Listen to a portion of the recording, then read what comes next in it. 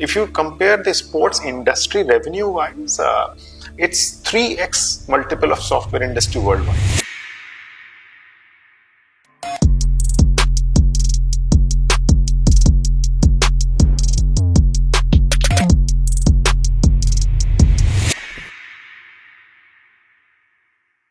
Hello, everybody. We have Mr. Tahsin Zahid with us. He's the CEO of SPFL, Sports Physical Education, Fitness and Leisure Skills Council, and he has been doing some amazing work. He said he's media shy, so we will try to open him as much as he can. Hi, Tahsin. Thank you. Thank you for inviting me for this discussion. So, first of all, please share with our audience about your organization. What do you do? So SPEFL-SC is a sector skill council which has been created by Ministry of Skill Development along with FICCI as our parent body, and our entire working is coordinated by National Skill Development Corporation. Though it's an autonomous body, but the entire working that we do is all under Ministry of Skill Development as per the policy of Government of India. So majorly we support the entire Skill India initiative of our Honorable Prime Minister. So that's our work, and we have been formed to create courses. So any kind of certification that happen, especially if you see, like if you go to a gym and you find a fitness trainer there. So a fitness trainer needs now, as per the BIS rules, need to have a certificate from SPFL before he gets deployed. Similarly, you see swimming pool. So a cleaner at the swimming pool to a deep sea excavator or a lifeguard at beaches. All those courses are created now by us, and the certifications have to be done with this manpower. And we are also looking forward worldwide. In fact, our students from India are getting good jobs abroad also, especially in Middle East and African continent countries, because there's a huge respect for Indian education system abroad. And this kind of certification in the sports sector has been, I think, a wonderful initiative by us. That what I can say. And what led to this? I'm sure sports is there in your life since beginning. So what's the backstory? So yeah, I have been a sports person myself. Young age. Obviously, everyone tries to do something. So my first passion was to sports, and that was cricket. Somehow, as the story goes, I couldn't make it to the big thing, and then I continued with my own passion, studies, and all that. I was working in the skilling sector only when this organization was getting formed, and then someone from NSDC and FICCI spoke to me, okay, since you have been into sports and skilling now as a work, as your bread and butter, so it makes a good combination if you take it over and run it and see how it goes out. So I think out of sheer passion for sports, I took it over and I joined this as a CEO, and that's all what I can say. Great. I'm glad it happened. Yeah. So we have around 41 courses now. So these are all NCVT courses under New Education Policy 2020. And our main work is to create manpower, to train them, certify them, and deploy them with the industry.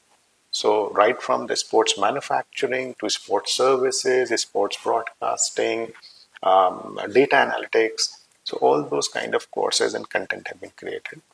And we are going to expand, in fact, multiple folds, because we are looking forward for 2036. And we are very gung-ho about it. And as per our calculation and one of our research, internal research, we need to train approximately, minimum I'm talking about, is around 1 million people if we really are looking forward for that kind of an event in India. So we need ground curators, we need ticketing experts, we need crowd management people at stadiums, we need logistics people from that angle. Then we need every kind of a person in sports. Sports is actually the biggest employer also, but it's only that the data is not compiled at all. And if you compare the sports industry revenue wise, it's 3x multiple of software industry worldwide. The only problem is that we don't have a single body who can who can bring this data together.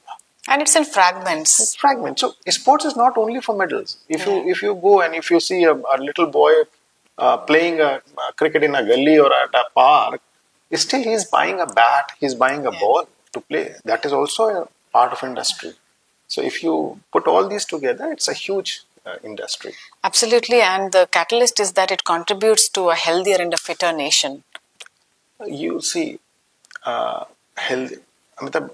Whenever you see a country overall, any country, I shouldn't say, but if you see, let's say, European countries, so every kilometer there is a playground. Yeah. So if you put it in a spoke model, if you go left, right, center, or north, east, west, you'll find a play area. Yeah. Now that is not for medals at Olympics. That is only to make the population healthy and fit. Yeah. And fun. And fun. Playing is fun. Yeah. Because if you see the launch of Fit India concept, it is purely from that angle. Fit India is nothing, just putting this thought in mind of people to be fit. Yeah. You can go for a walk, you can go for a jogging, you can just go up, climb some stairs up and down. It's all a part of fitness. Yeah. Right. So I think we need to promote more of this healthy lifestyle. Still in our country, people think going to a gym is for elite, or going to walk in a park. People think, okay, he's a rich guy, he must be having a blood pressure, that's why he's going for a walk. Yeah. So that's the kind of image we have in the country. And I think that needs to change drastically. And another reason is, even parents will only push if they see potential ROI, सबको नीरज चोपड़ा बनना है, सबको सचिन तेंदुलकर बनना है. That's a very good point that you have raised.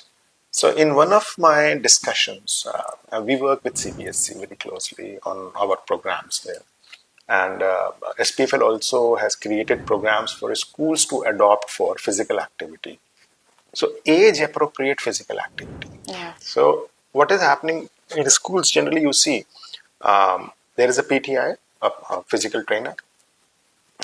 Big schools or elite schools may have 2-3 PT teachers, 4 PT teachers. Now schools have started taking up some specialized coaches also. But generally you see a PTI is there.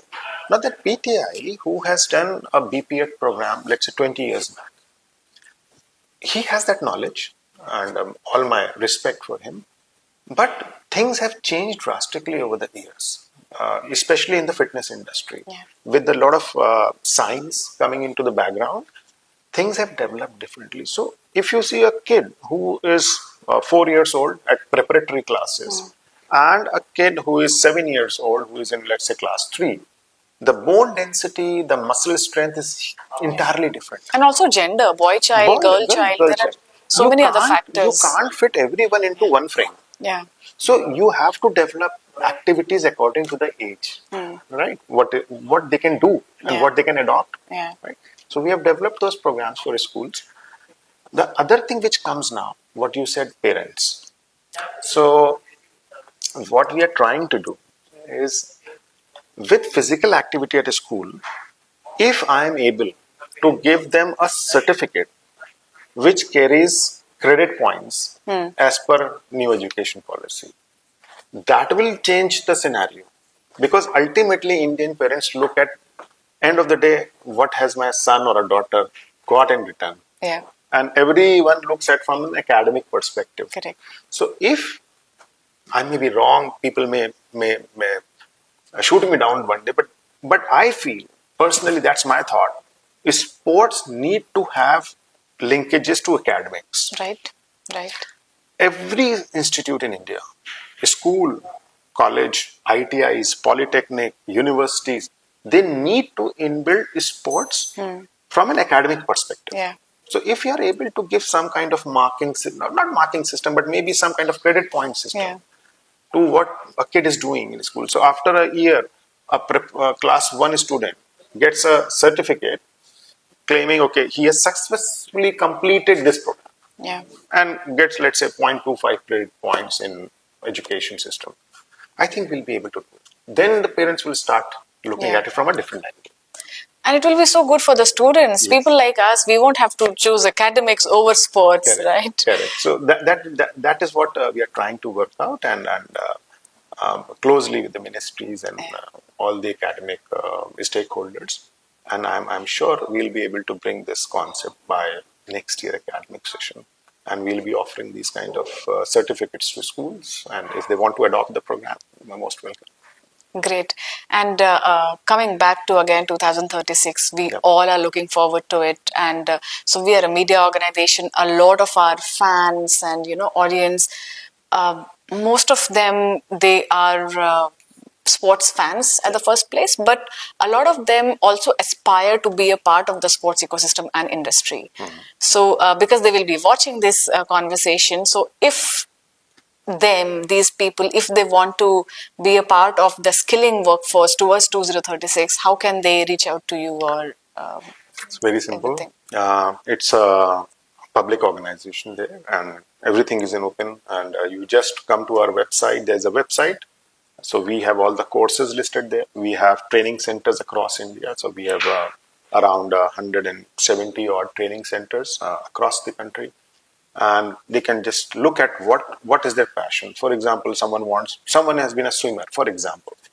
Now, he is a good or she is a good swimmer, that's perfectly fine. But when he goes for a job as a swimming teacher, so there's no paper which says, okay, you are a good teacher or you can be a good teacher. Yeah. Right? You have to prove yourself. Yeah. So from that angle, we have all the courses.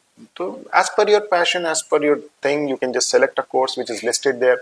The courses range from even courses like golf caddy.